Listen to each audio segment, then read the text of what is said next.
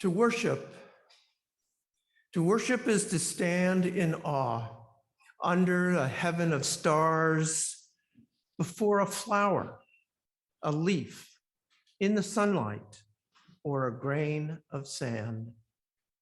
To worship is to be silent, receptive, before a tree astir with the wind, or a passing shadow of a cloud. To worship is to work with dedication and with skill. It is to pause then from work and listen to a strain of music. To worship is to sing with the singing beauty of the earth, to listen through a storm to the still, small voice within. To worship is to find loneliness seeking communion. It is a thirsty land crying out for rain. Worship is a kindred fire within our hearts. It moves through deeds of kindness and through acts of love. Worship is the mystery within us, reaching out to the mystery beyond. It is an inarticulate silence, yearning to speak. It is the window of the moment, open to the sky of the eternal.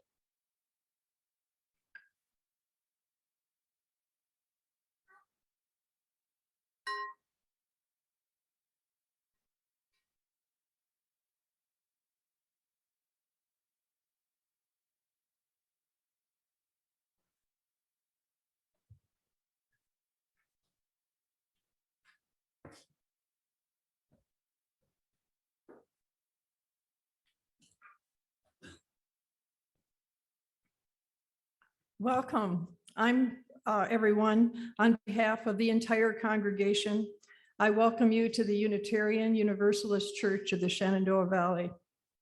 I am Suzanne Leroux, your worship associate for today's service. We come together each Sunday morning as a community of seekers of what is most important in our lives, seekers of understanding in the face of uncertainty and loss, seekers of forgiveness for our shortcomings, seekers of gratitude for the unexpected gifts we receive from all around us. We gather in awe of the beauty of nature and the mysteries of our universe. But most importantly, we come together as seekers of a community of love and empowerment, celebrating our search for truth and meaning in our daily lives. Now, as Barbara Peters comes forward, let us all say together, here and from our homes, the words for lighting of our chalice. In the light of truth and in the warmth of love, we gather to seek, to sustain, and to share. And I invite you to join with us as we say our covenant. Love is the spirit of this church. The quest for truth is a sacrament, to dwell together in peace, to seek the truth in freedom, and to help our neighbor. To these ends, we covenant one with another.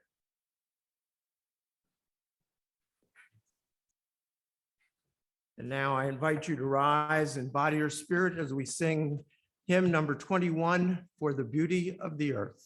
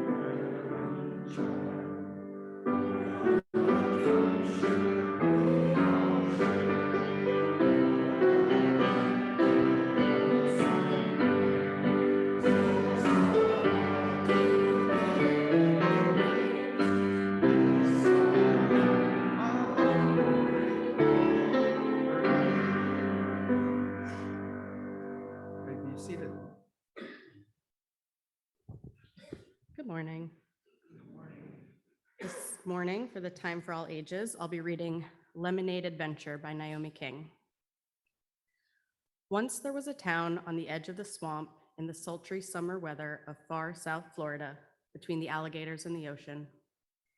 In this town, there were two amazing friends, Sam and Joseph. They were a lot alike. They liked the same foods. They liked the same movies and music and games. But 2 weeks into summer vacation, Sam and Joseph were bored with books and bored with movies and bored with television, bored with games and bored with music and bored with the internet, and definitely, almost definitely bored with each other.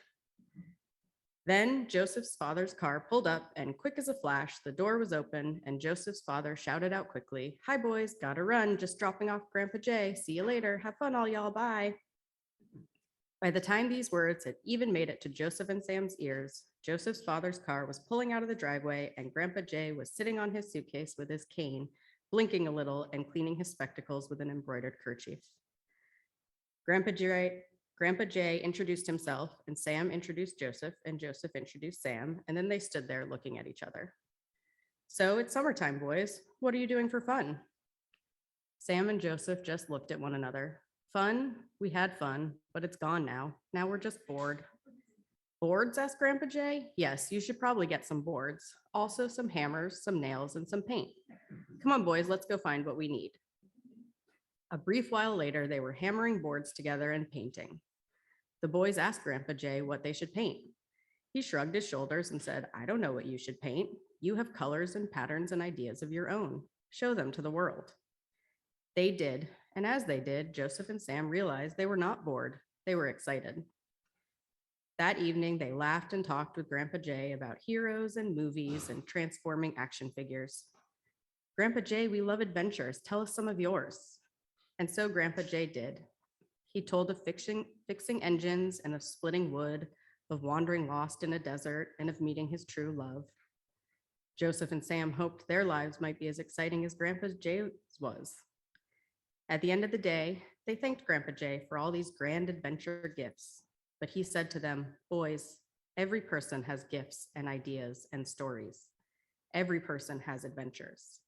Some know how to tell them, and some have a special gift of coaxing them out of someone else. But an adventure is always within your power."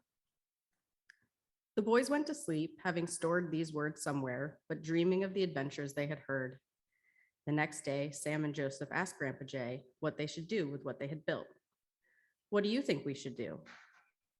The boys dreamed and they thought and they talked, and then they set up a lemonade stand. One by one, kids came by that stand to talk and tell jokes and buy lemonade.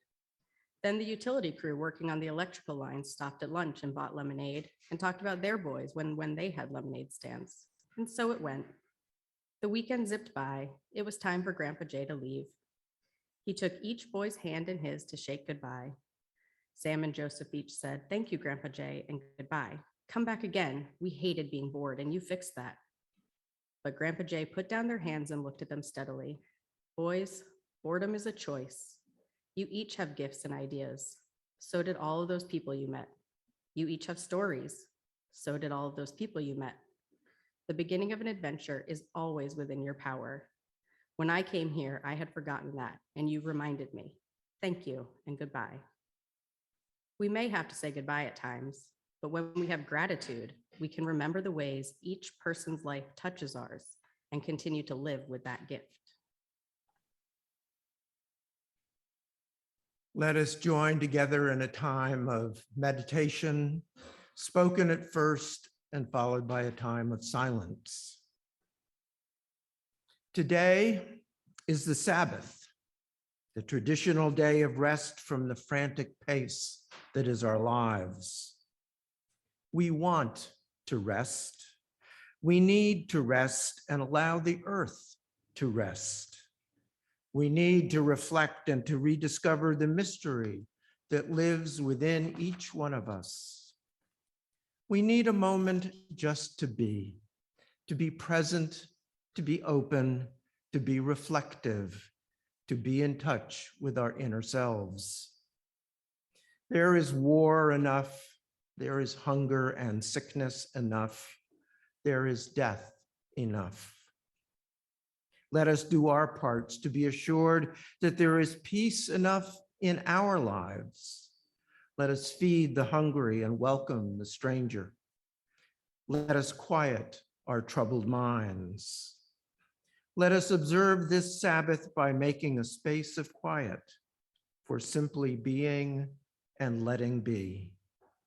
Let us take to heart the words of the psalmist who wrote, "This is the day the Lord has made.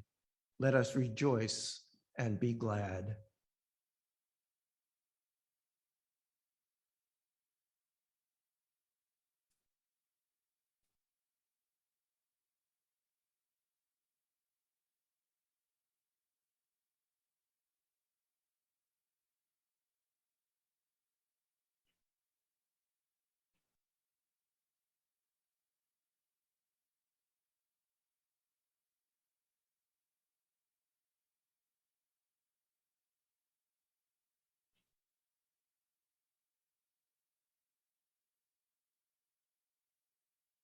Amen and blessed be.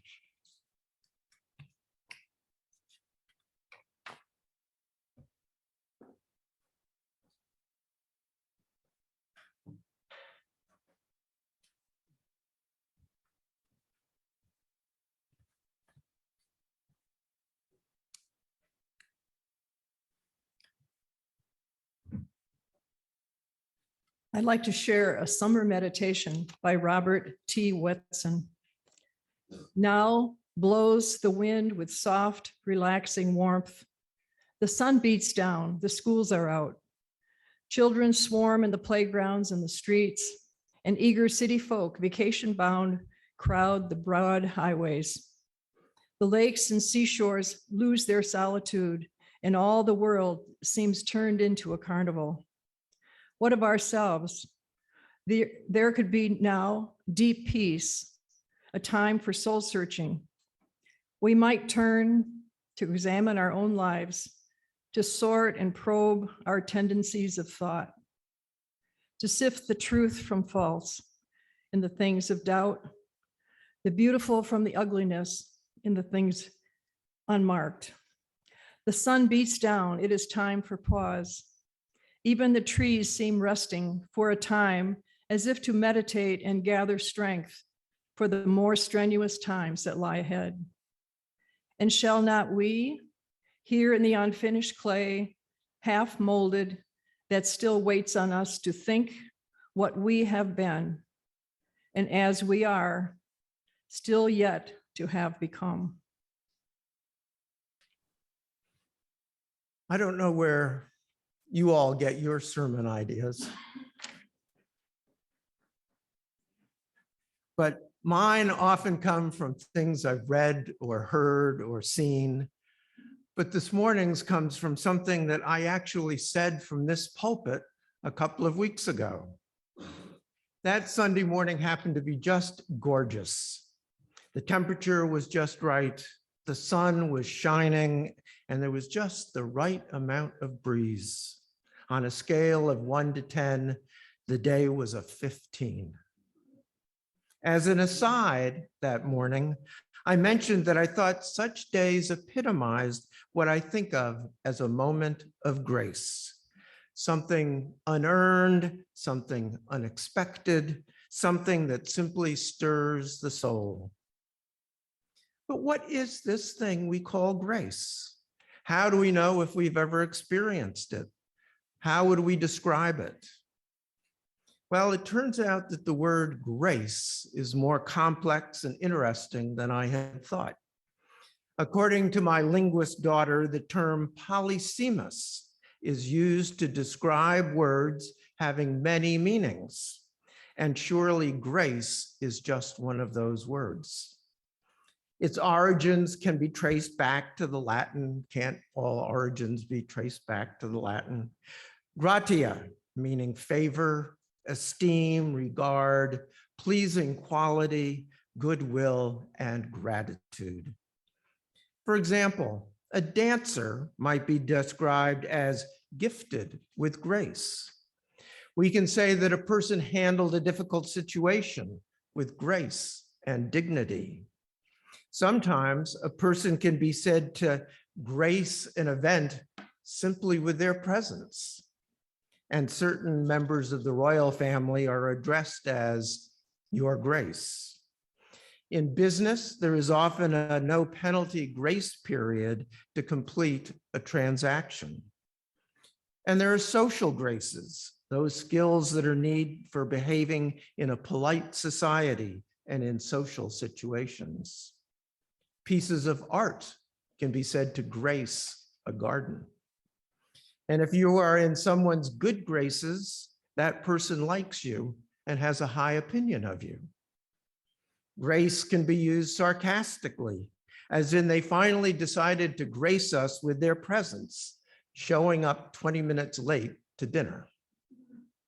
If one falls from grace, they no longer enjoy the success or good reputation that they once enjoyed. The governor fell from grace after being accused of tax fraud. Now, of course, the theological perspective, there are even more uses of the word grace. In Christianity, grace often refers to the actions of a kind and loving God. Prayers are offered giving thanks for the grace of God, as in, by the grace of God, no one was hurt. In the early days of the church, grace came to be understood as a spontaneous gift from God to the people, a gift that is generous, free, totally unexpected, and undeserved.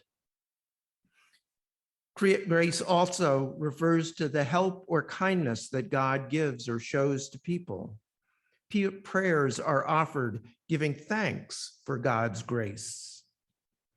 And as for Christians, they also refer to the state of being pleasing to God, as in she or he tried to live their lives according to God's grace by conducting themselves according to the great commandment to love God and treat one's neighbors as yourself. For many, to die in a state of grace simply implies that the person died after asking God's forgiveness for their sins. We hear others say, there but for the grace of God go I. Their intended meaning being they could be in the same bad situation as someone else, but for whatever reason, they were spared. And of course, many families say grace before a meal, giving thanks for the richness of the earth and those who harvested and prepared the food. But what does this word grace, what does grace mean for Unitarian Universalists? A. Powell Davies, the longtime minister at All Souls Church in Washington, D.C., describes grace this way. Give us grace to be grateful sometimes for the things we take for granted, the common courtesies of life, the kindness that is shown to us. When we complain that we are carrying heavy burdens, let us see that others share them, often carrying the greater part of the load. Make us patient with our friends who are patient with us and take time to understand us, and that there are those who love us even when we give them very little in return. Help us to see how much has come to us and still comes that we have never deserved. By remembrance of these things, Powell concludes, by remembrance of these things, melt away the coldness of our hearts and draw us closer to one another. In your lives, have you ever experienced the many ways friendships can alleviate pain and melt the coldness of our hearts? Has someone ever unexpectedly helped you with your burdens? Has a friend taken the time to truly listen and understand your concerns and worries? And are these the moments that we would identify as grace? Maybe you were struck by grace when you were concerned about the health of a child, a parent, a spouse, and when they turned a corner towards wellness, It felt like you received a truly wonderful and perhaps unexpected gift. And was there ever a time in your life when you felt your life was empty, when you didn't see many alternatives, and unexpectedly a friend or perhaps even a stranger showed you a new way? May we have the grace to be thankful for the kindness of others. We need to open our hearts to the moments of grace that come into our lives. And next, we must acknowledge them and be grateful for them. We need to be open to the possibilities that life has for us, to expect always the unexpected, and to give thanks for every gift. This day, today, here in this sanctuary, we need to be open to the possibilities of grace, the promises of life, and give thanks. And may we have the grace to be grateful sometimes for the things in this world that we take for granted. Grace and gratitude would seem to go arm in arm. First, we must be open to the moments of grace that come into our lives. And next, we must acknowledge them and be grateful for them. Let me share a story that some of you might remember. One Christmas Eve morning, one of my daughters came up from the basement and asked the question no parent ever wants to hear. "Hey, Dad, why is the basement floor all wet?" I rushed down to see for myself, and sure enough, water was coming into the house from under the foundation. And at that point, the only thing I could think of doing was I turned off the water supply to the house, but nothing. The water continued to rush in. And then I remembered, aha, I have a sump pump that had never been plugged in. Standing now in water up to my shoes and knowing full well that electrocution was a distinct possibility, and with little hope that the unused pump would actually work, I took the chance of a lifetime and plugged it in. To quote the old hymn that we will be singing later, "Amazing pump, how sweet the sound that saved a wretch like me." So I retell this story because it epitomizes for me what I think of when I use the word grace. Each time grace has come into my life, it reoriented me. A favorite author of mine, Anne Lamott, wrote, "I don't understand the mystery of grace. It meets us where we are and doesn't leave us where it found us." Grace indeed reorients us, helps us change our direction, urges us to seek goodness in the world around us. And I'm sure that all of us here today have experienced those moments of anger and fear and profound loss that were redirected by a caring word, a gentle touch, a loving act. In each of these moments, we opened our hearts to grace. We opened our hearts to possibility. And when we open our hearts to the healing power of love, we are opening ourselves indeed to grace. Every grace-filled moment leads us to find the truth, generosity and healing, and love that inspires us to be in touch with our better angels. Grace is getting more than we ever deserved. Grace is finding an unexpected moment of peace while taking a walk in the woods. Grace is learning something new and amazing about a friend you've had for years. We encounter grace when we hear a piece of music that moves us deeply. Grace is simply being alive and being open. Moments of grace are waiting for us to recognize them either in the present or upon reflection. Grace is very patient. In the final analysis, there is always more than enough grace to go around. And so in the days and weeks ahead, let us be open to those moments in our daily lives. Let us be open to life's possibilities, to acknowledge that just being is pure grace beyond our deserving. Let us be open to the beauty that surrounds us. Let us behave not from where we are, but how we could be. Let us be open to one another and grateful for this day. Let us rejoice and be glad in the moment. For our closing hymn this morning, I chose fittingly, Amazing Grace. And for me, the song is something more than just a dirge to be sung at funerals and other solemn occasions. For me, it is an anthem of hope, of promise, and indeed of amazing grace. The hymn's composer, John Newton, was born in 1725, and he led a successful life as a sea trader. His voyages to Liverpool, to Africa, to Antigua were financially successful as his cargo was enslaved human beings.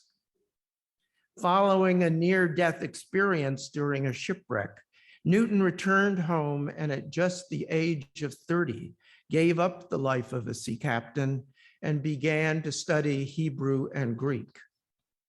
His life experiences changed him from a man who was an advocate for the slave trade to a man actively working to abolish it. The hymn was originally employed in worship by Baptist and Methodist preachers, and in time it would become one of the well-known anthems of the civil rights movement. It's the simple yet powerful message of forgiveness, redemption, and mercy that has made Amazing Grace one of the enduring hymns of the world. And I'm sure each of us in our own lives have experienced the many dangers, toils, and snares that the hymn speaks of, that are part of everyday life, and that each of us has experiences moments of grace that have both relieved our fears and led us home. Indeed, amazing grace, how sweet the sound. May it be so.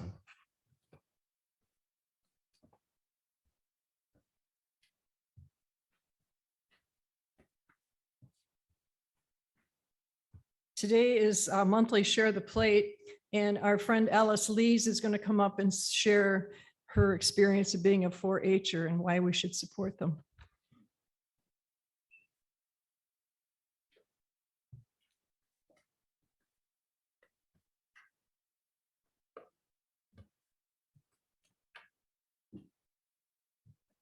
A short 4-H'er needs a stool. Good morning. I'm speaking to you this morning on behalf of the SAJ committee and in place of Kathy Truax, who is ill and could not be here. I speak also as a former 4-H girl who learned during childhood summers at my sister's farm to make a gathered skirt from a patterned feed bag, to sew a buttonhole, to groom and show a dairy calf, and to judge cows. Bet you didn't know that. Our Share the Plate recipient for the month of July is the Northern Virginia 4-H Center, located in Warren County near Front Royal.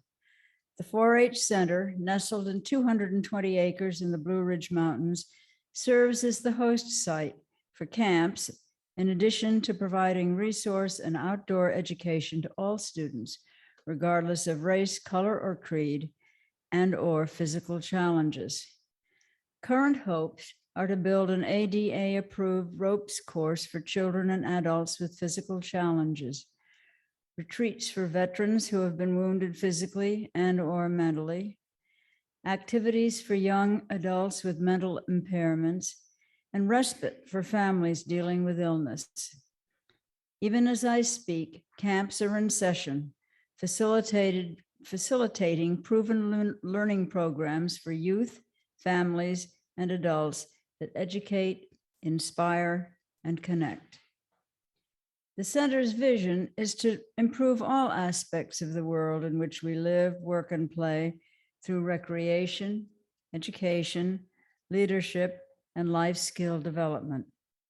This vision is put into action through the support of diverse communities, impactful stewardship, and the creation of meaningful relationships with those around us, making the 4-H Center a truly worthy organization consistent with our UU principles, particularly our first principles, the inherent worth and dignity of every person, and number 7, the interdependent web of all existence. The values of the 4-H Club are expressed in the words of the pledge that every 4-H'er learns. I pledge my head to clearer thinking, my heart to greater loyalty, my hands to larger service, and my health to better living for my club, my community, my country, and my world. I hope you will support it. Thank you.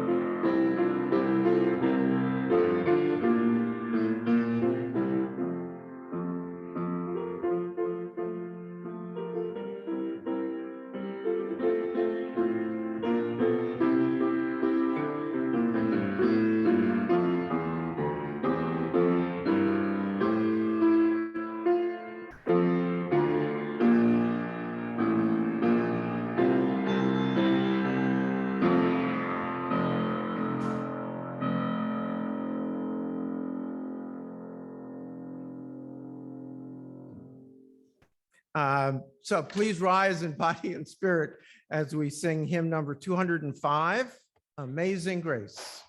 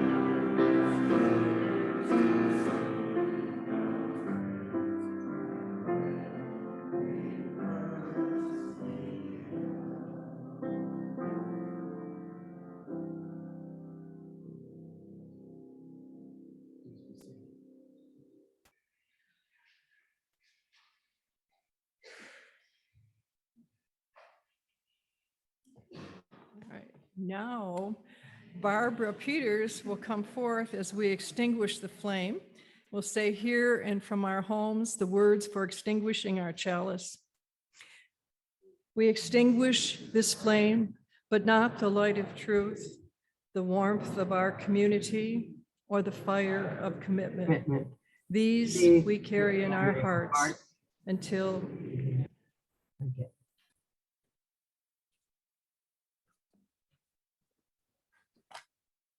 Our closing words this morning.